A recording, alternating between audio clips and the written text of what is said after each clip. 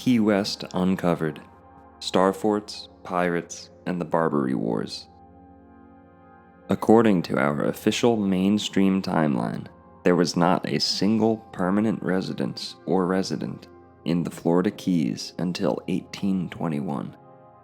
But in less than 10 years, Key West would become the richest city in America per capita. How on earth is this possible? We are told the sudden explosion of wealth was due to treasure hunting, shipwrecking, and piracy. And while these were profitable enterprises, they do not explain the leap from an uninhabited chain of islands to the country's wealthiest city. The fact that there was no air conditioning, no mosquito control, no banks, and no roads makes it highly unlikely that wealthy Americans would elect to permanently live there.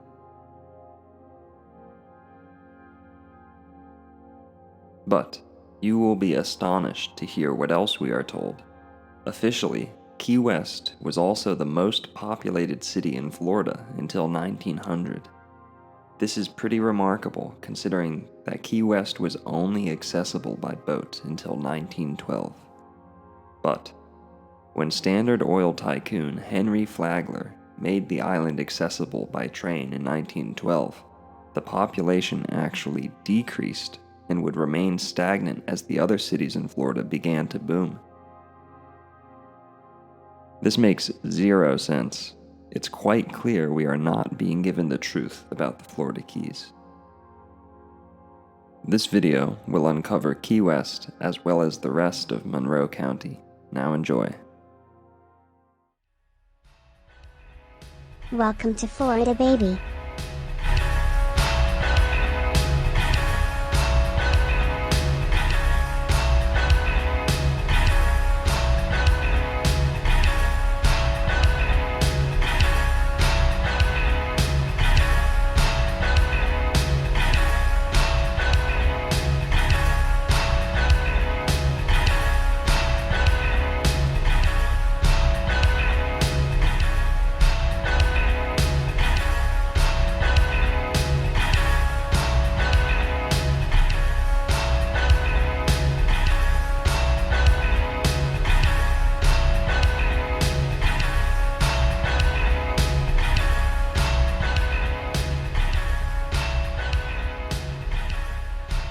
Introducing Dr. Narco Longo.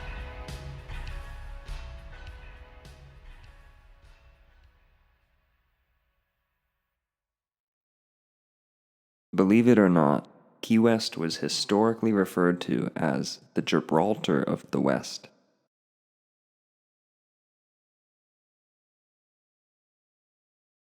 While the Strait of Florida does mimic the Strait of Gibraltar in various ways, it is just one of many references found in Florida to the homelands of the Moorish people.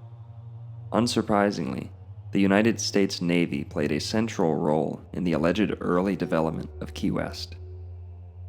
What is surprising is that most of the key figures of early Key West served in what is called the Barbary Wars, a series of naval battles in the Mediterranean involving the US, Italy, Sweden, and the Barbar states of North Africa. If you haven't already, go check out my videos on the Moors of Florida.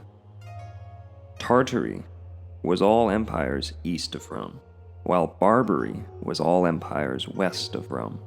Tartarians to the east, barbarians to the west. I hope this makes it easy for people to understand. The North African Barbars descend from the Berbers, who are descended from the Moors. It is my opinion that the Moors retreated to Florida after their expulsion from Spain in 1492. This is who Columbus would have been pursuing when he allegedly bumped into the Americas on accident. It was no mistake, seeing as Spain quickly genocided the entire indigenous population of Florida. After their dirty work was complete and they had erased enough Moorish history, they closed shop and left. Key West, however, remained in the possession of a Spaniard, Juan Pablo Salas, who hilariously sold the entire island to two separate people for two separate amounts of money. He finessed two Yankees named John Geddes and John Simonton, and the two would have a legal battle, with Symington emerging victorious.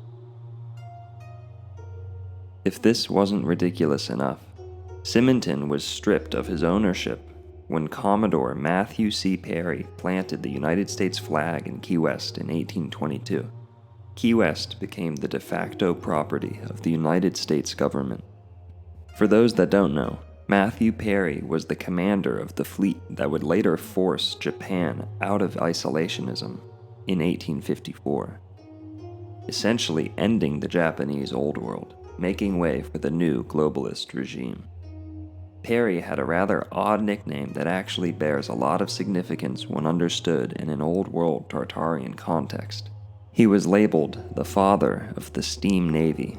His Snapchat was Steam Daddy 54. You should know by now that steam energy played a large role in the Old World and was a cleaner, more efficient, and likely free alternative to gas and coal engines. Perry took his state-of-the-art steam-powered warships to Japan and intimidated the leadership into submission. This action is widely looked down upon today, but was standard practice at the time under what is called gunship diplomacy. Is it ridiculous to consider Perry may have acted with equal aggression to implement a regime change in Key West, one that would erase and replace an existing civilization, or at least the inconvenient remnants of one? It is no coincidence that we see a large amount of brick and limestone buildings in early Key West, often displaying not-so-American features. One more side note. Matthew C. Perry is actually a direct descendant of William Wallace, played by Mel Gibson in Braveheart.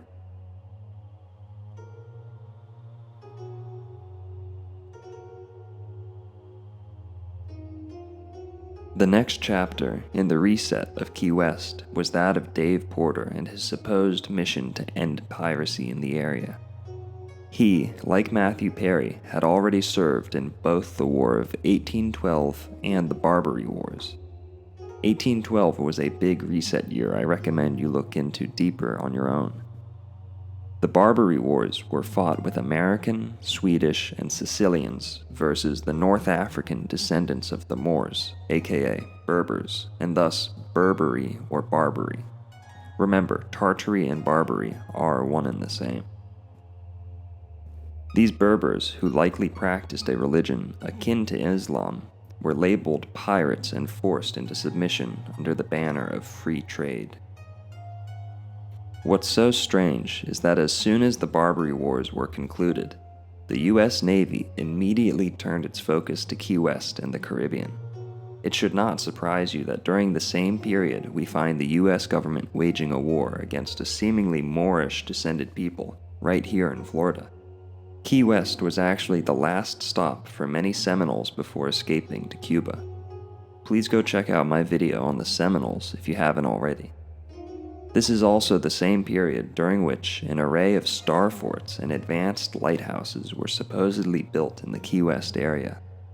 I think we should ask, were the Barbary Wars and the subsequent actions taken by the United States and Florida merely the continuation of an age-old conflict being fought between an old Moorish federation and a New World globalist cabal? Perhaps there is more to the Pirates of the Caribbean than meets the eye. Commodore Dave Porter would go on to rule over Key West with an iron fist as a government-sanctioned dictator, all in the name of protection from piracy. But when he illegally captured the city of Farjado in Puerto Rico, he was court-martialed and then resigned from the Navy. He would then bizarrely join the Mexican Navy as its commander-in-chief, but returned to American service as the ambassador to the Barbary States in 1929. Fort Jefferson is a star fort in the Dry Tortugas, west of Key West. Commodore Porter did not believe the area to be suitable for a fort when he was tasked with surveying it, but for some reason, the government thought otherwise and began alleged construction of the fort. This absolutely stunning fortress is actually the largest brick masonry structure in the Americas, with a total of 16 million bricks. Every single one of these bricks was allegedly brought across the ocean by ship. 16 million heavy bricks were supposedly delivered between 1846 and 1875, with multiple ships sinking along the treacherous route. But the fortress was never completed, nor did it ever see a battle. Fort Jefferson was abandoned in the 1890s and again in 1906, only to be repurposed as a bird sanctuary. Today it is a national park. Something very interesting is that the fort has a unique system of cisterns embedded into its walls. I will read from Wikipedia. In order to support such a large population in an area lacking fresh water, an innovative system of cisterns was built into the walls of the fort. Sand-filled columns were placed at regular intervals in the inner walls, spanning their height from the roof to the foundation. The columns were intended to filter rainwater from the rooftop for long-term storage in a series of underground chambers. However, the rainwater dissolved salts in the sands, where the cisterns had not been made tight, making the water unfit for drinking, but usable for washing and cooking. Only the rainwater runoff stored under the parade ground was fresh for drinking. 2 steam condensers stilled 7,000 gallons of seawater per day during the Civil War. It seems to me this star fort has an elaborate aquatech system that was crudely repurposed as a drinking well by ignorant inheritors. Please go check out Campbell at Autodidactic for some great in-depth star fort information. Fort Zachary Taylor is the other major star fort in the Key West area. It is named after little-known President Zachary Taylor, also a veteran of the War of 1812 and the Seminole Wars. The fort is made of both Florida limestone and so-called New England granite. This fort was originally 2 full stories taller but was reduced. It also features an internal cistern water system.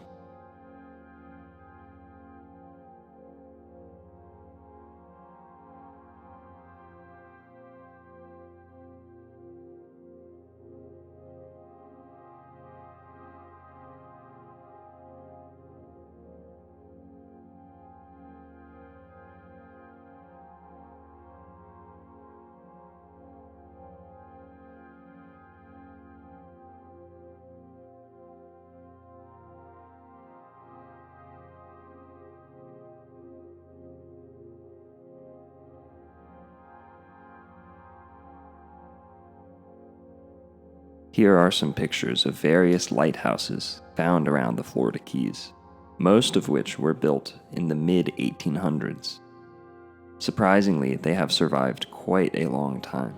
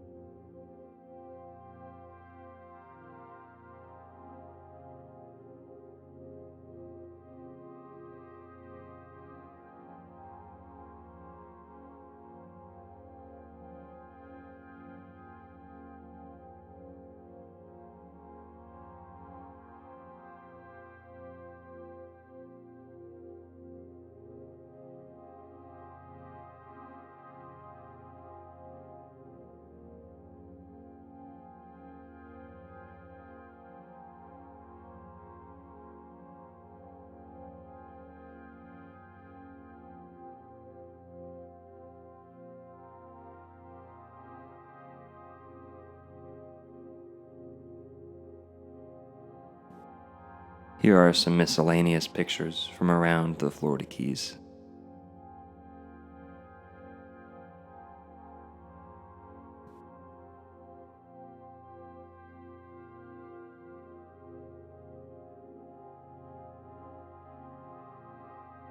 I thought this picture was especially funny. Anybody that thinks that cannon was meant to fire out that window is beyond stupid.